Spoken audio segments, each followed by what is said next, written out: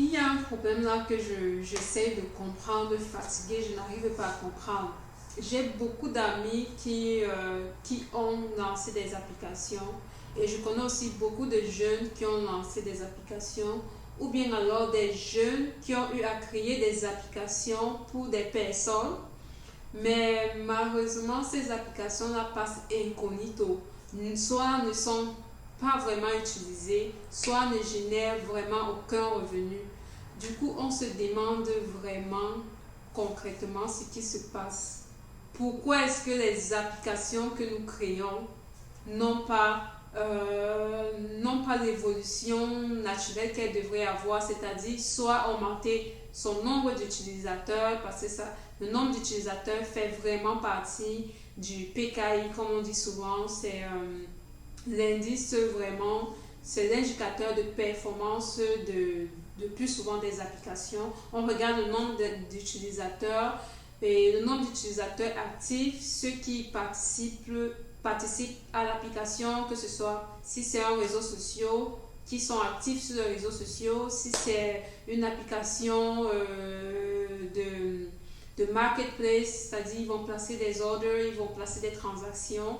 Donc, pourquoi est-ce que nous n'arrivons pas à augmenter ce nombre d'utilisateurs? Et deuxièmement, pourquoi on ne réussit pas à générer des revenus avec ces applications-là? Qu'est-ce qui se passe honnêtement, concrètement? Alors, quand je regarde, je me dis, il y en a trois ou quatre raisons qui pourraient expliquer ça. La première, c'est déjà la qualité des développeurs. Première chose. Ça, je classe ça comme en dernière raison, la qualité des développeurs. Il faudrait que les développeurs essayent d'améliorer leur qualité de développement. Côté architecture, ce n'est pas souvent ça. L'architecture, elle est souvent très limitée et c'est sûr que pour monter une application de haut niveau, ça demande d'avoir une architecture vraiment robuste. Du coup, ça augmente les coûts et le plus souvent, on n'a pas les coûts pour pouvoir supporter cette architecture-là. Et à la fin, on finit par mettre des applications sur Play Store ou Apple Store, des applications de très mauvaise qualité qui sont lentes, dont le développement d'infrastructures ne suit pas. Le design aussi. Le design n'est pas vraiment conçu, orienté expérience utilisateur. On s'en fout pas mal de ce côté-là. Et je pense même que c'est même l'une des grosses raisons qu'on a dans notre communauté. La qualité du design n'est pas au rendez-vous. Alors, donc ça, ce sont des raisons que je vais considérer simplistes. Mais la plus grosse raison que je vais mettre sur la table, c'est le fait que ces applications-là ne sont pas conçues sur la base d'une étude de marché concrète. C'est-à-dire que l'idée en arrière n'était pas liée à un problème.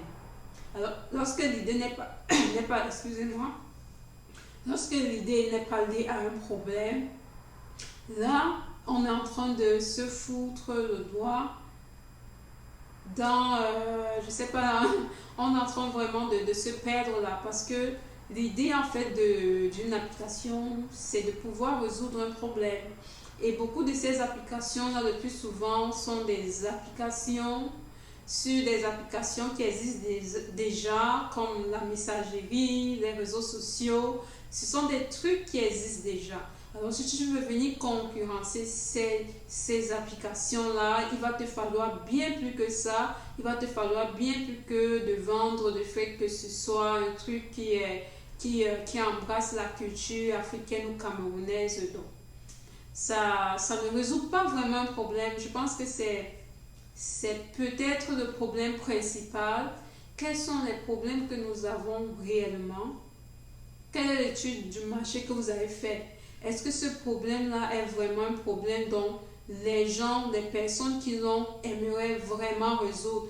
Et pour le savoir, c'est d'aller sur le terrain. Je vais prendre l'exemple de Airbnb.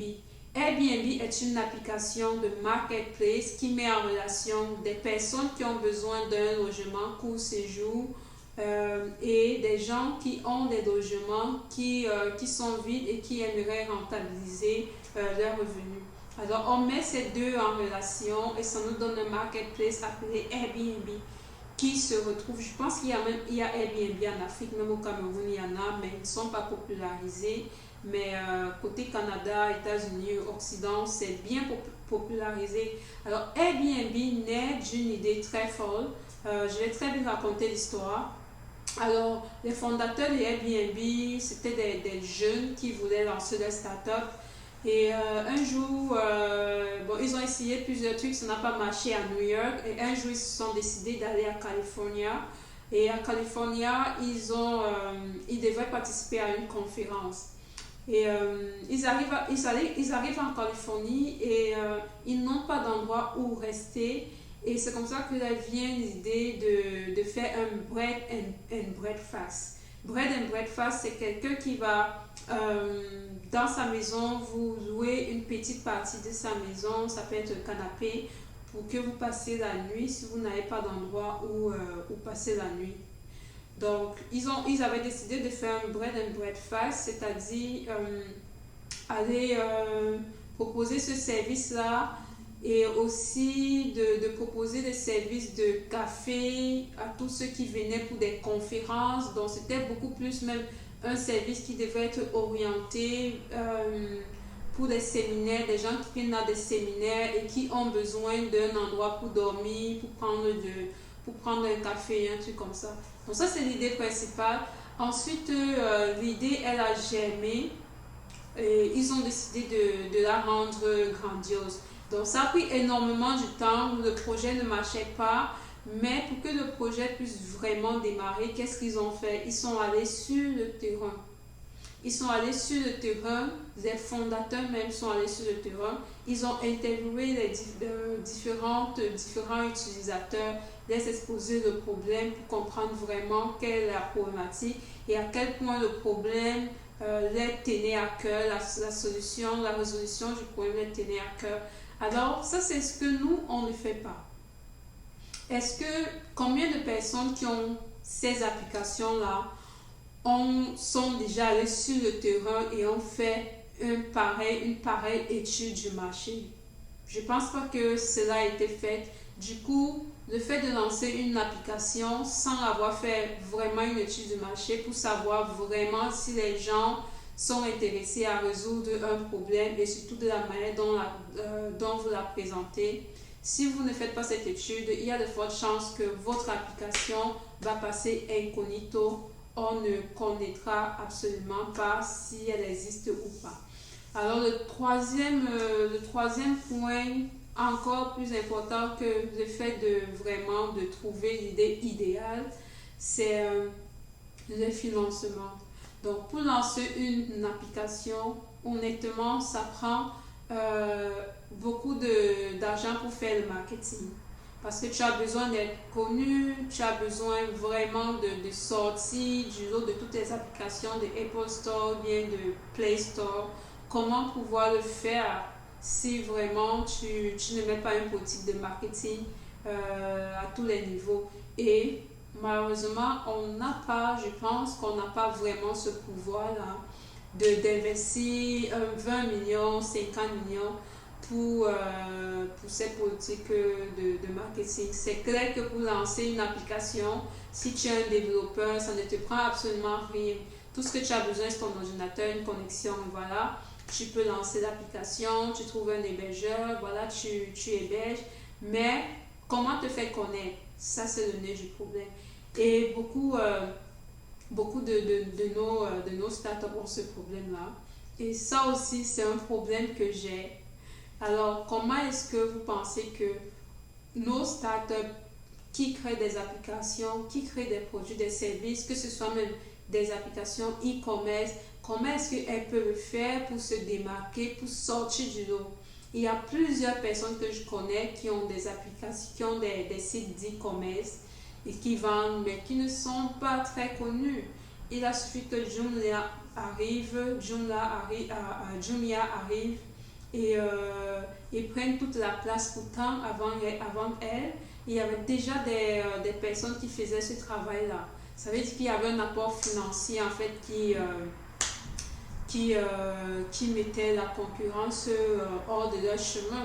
Donc, comment est-ce que vous pensez que on peut vraiment essayer de produire des applications qui vont vraiment être utilisées par la majorité des gens sur notre continent? Alors, en parlant de cela, je suis en train de développer une application de service sur mon job parce que je me suis rendu compte que beaucoup de personnes en Afrique n'ont pas d'emploi. Beaucoup de personnes en Afrique sont à la recherche d'une personne qui va les aider à faire une tâche, soit dans la menuiserie, soit dans la maison, les travaux de la maison, les travaux champêtres, soit dans la construction, on a besoin de l'aide, soit dans la restauration, soit dans l'aide pour les enfants. Donc, des petits services comme ça qui existent, mais on ne sait pas souvent où aller frapper, comment trouver cette personne-là. Le plus souvent, ça se fait de bouche à oreille, pas des connaissances, pas certains réseaux également. Mais pourquoi est-ce qu'il n'existe pas un service qui serait là au centre, qui va rassembler toutes ces personnes-là, un marketplace en fait, où une personne qui a besoin d'un service, par exemple, si j'ai besoin d'une personne pour faire laver mes vêtements à domicile, il suffit juste que j'utilise une application, je trouve une personne immédiatement qui va venir le faire. Alors ça, c'est un produit que nous sommes en train de lancer et justement, il faudrait pour nous aller faire une étude réelle du marché pour savoir exactement si les personnes seront intéressées à utiliser une pareille application et ensuite mettre, si c'est le cas, mettre une politique de marketing. Donc, il y en a plein d'idées, mais ces applications n'émergent pas. Pourquoi elles n'émergent pas? Concrètement, pourquoi? Il faudrait bien que ces applications sortent du lot. Je ne dis pas que toutes les applications n'ont pas une évolution ou bien une croissance. Il y en a quelques-unes, mais elles sont rares. Par exemple, celles qui font dans le transport essaient quand même de sortir du lot. Mais même jusque-là, franchement, c'est très limite. Alors, laissez-moi un commentaire. Qu'est-ce que vous pensez de cette problématique? Quels sont les différents moyens, leviers que nous pouvons vraiment utiliser pour vraiment rentabiliser toutes les applications que les jeunes développent? Qu'est-ce que selon vous, qu'est-ce qu'on peut mettre en place vraiment et quels sont les problèmes réellement qui font en sorte que ces applications-là ne prennent pas de valeur? Donc, ce sera tout pour cette vidéo. Si vous ne vous êtes pas encore abonné, c'est le moment de le faire.